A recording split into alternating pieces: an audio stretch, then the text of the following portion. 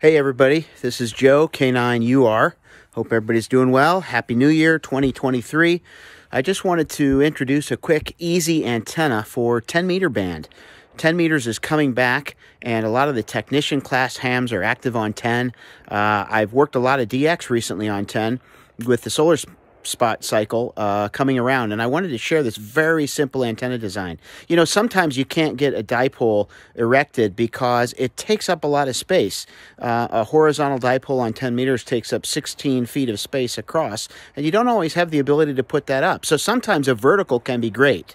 The problem with the vertical is the ground loss, and what can often happen is you place a vertical on the ground, and unless you have an extensive radial system, you're going to get loss.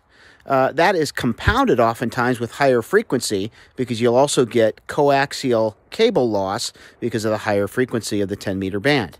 So what I decided to do is come up with a vertical antenna. It's a very old design. It dates back to the early time of radio, essentially using what's called a ZEP antenna. What is a ZEP antenna? Well, it's basically a half wavelength antenna fed with a quarter wavelength matching section. In my case, I'm going to use a half wavelength on 10 meters, or about 16-foot piece of wire, and an 8-foot matching section. What is the 8-foot matching section? Well, it's an 8-foot section of 450 ohm line. However, looking in my junk box, I didn't have any of the brown ladder line that's commonly available in 450 ohm. So what did I do? I decided to roll my own. And by doing that, I made a very cheap, effective antenna. So let me show you the antenna design real quickly.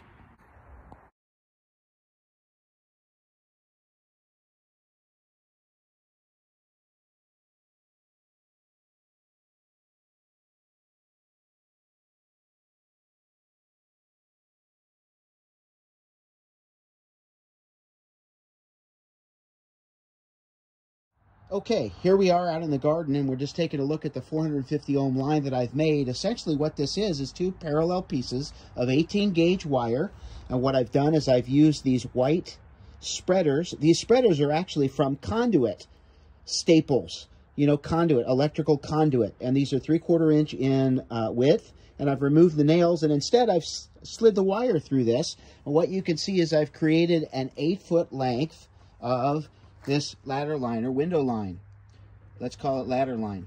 And what I've got here then is I've got one wire. This wire here is 8 feet long, and this other wire is 24 feet long. So it comprises 8 feet for the matching section with no breaks in the wire, and I just continue onward for another 16 feet. So basically, one wire that's 24 feet long, one wire that's 8 feet long, and these white staples, I space them out about every 6 inches to create the ladder line.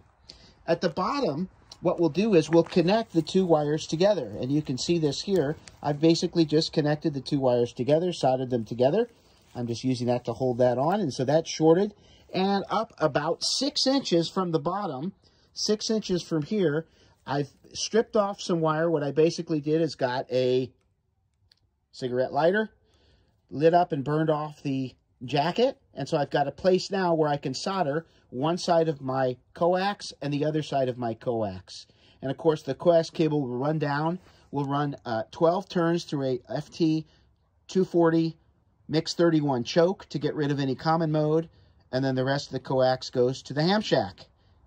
That's basically it. Now, those of you that have heard of the Antron 99 antenna, this is basically what an Antron 99 is. They do it a little bit differently with the matching section, but it's in effect a ZEP antenna. These antennas are very common. These antennas used to be flown out of an airplane.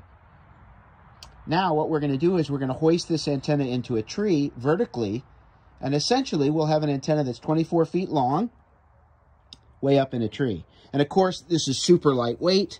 You can see that's very light. It can whip around in the wind without breaking, and it totally disappears once it's in the tree. It's an excellent choice for a disguise 10-meter antenna. At the top of the antenna, at the top of the 24-foot piece of wire, I basically just made a little wire loom or wire loop, and my rope will go through that, and then this will attach, you know, up and over the tree limb, and away we go. So very simple.